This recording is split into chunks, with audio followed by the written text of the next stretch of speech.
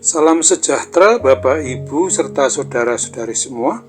Untuk mengawali renungan tentang firman Tuhan ini, mari kita bersatu di dalam doa.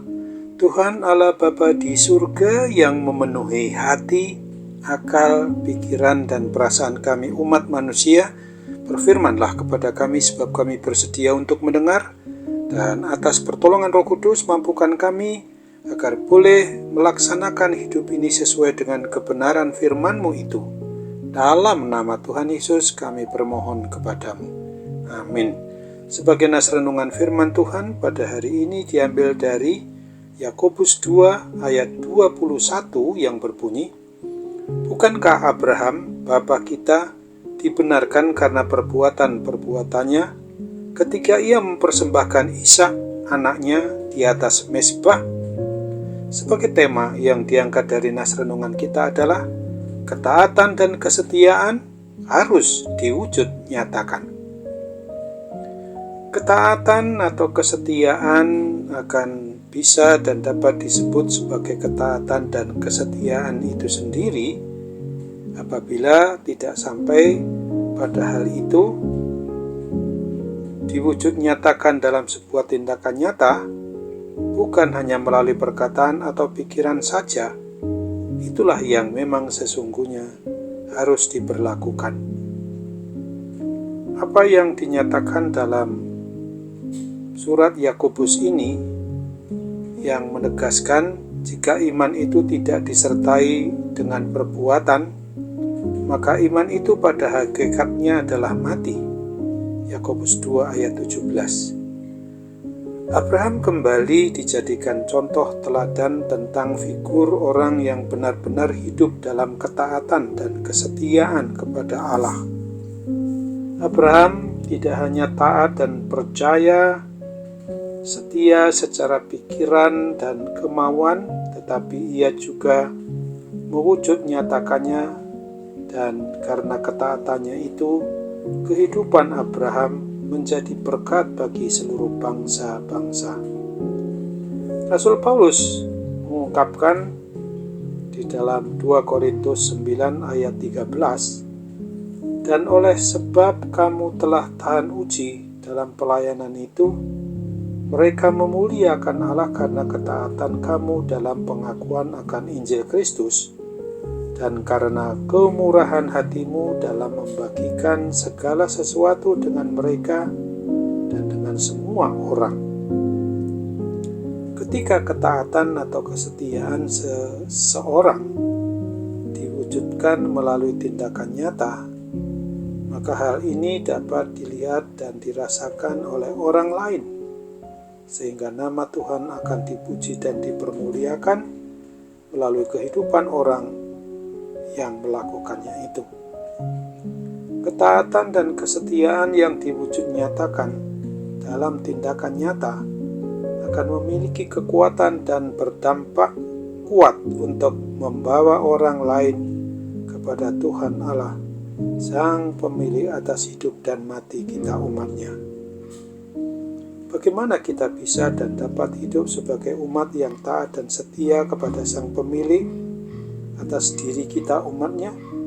Caranya adalah bahwa kita harus mempertajam pendengaran kita dan melatih diri untuk banyak mendengar seperti yang dikatakan oleh Nabi Yesaya dalam Yesaya 50 ayat 4b. "Setiap pagi ia mempertajam pendengaranku untuk mendengar seperti seorang murid." Kita tidak mungkin bisa hidup sebagai orang yang taat dan setia kepada Kristus apabila kita tidak pernah mau belajar untuk mendengar kebenaran firman Tuhan. Sesungguhnya ketika kita mendengar akan kebenaran firman Tuhan itu, maka mulailah iman percaya kita tumbuh di hati, akal, dan pikiran serta perasaan kita, dan kemudian kita melangkah dalam ketaatan dan kesetiaan iman percaya kepada Kristus itu. Ingatlah bahwa ketaatan dan kesetiaan itu harus jelas, mulai mendengar terlebih dahulu, sehingga kita mengerti apa yang Tuhan kehendaki. Lalu kita bertindak dengan iman percaya kita. Itulah sebabnya firman Tuhan berkali-kali mengingatkan, sebagaimana disampaikan kepada ketujuh sidang jemaat yang ditulis oleh Rasul Yohanes, yang dia dapatkan dari wahyu, dari malaikat.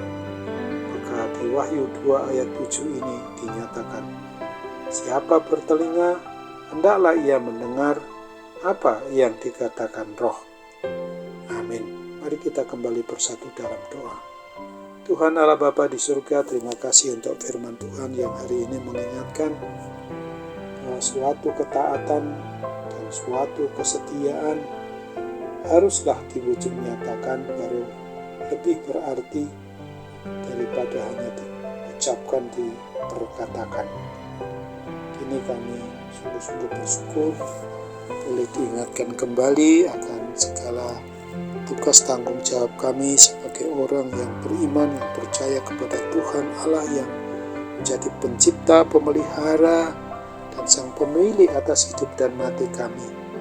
Kami percaya dengan kebenaran firman-Mu itu boleh disegarkan kembali, agar kami tidak hanya bisa mengatakan tentang ketaatan, tentang kesetiaan kepadamu di dalam beriman percaya, tetapi harus ada jelas wujud nyata dari apa yang kami imani dan dari apa yang kami percayai tentang Dikau, Allah pencipta, Allah yang hidup, yang tidak hanya memelihara, tetapi kami tahu sang pemilik atas hidup kami, sang pemilik atas mati kami adalah Dikau Tuhan Yesus Kristus. Sekarang kami ingat untuk berdoa juga bagi mereka yang dalam kondisi tidak indah karena gangguan kesehatan, gangguan sakit penyakit apapun juga. Kami berharap bahwa Tuhan menjamah diri kami, diri setiap orang yang berharap kepadamu. Mujizat kesembuhan-Mu boleh berlangsung dan terjadi dalam diri kami, karena kami yakin dan percaya Tuhan berkehendak kami hidup dalam damai sejahtera dan dalam kepulihan kesembuhan dari kuasa sakit penyakit apapun juga. Dalam nama Tuhan Yesus kami mohon. Amin.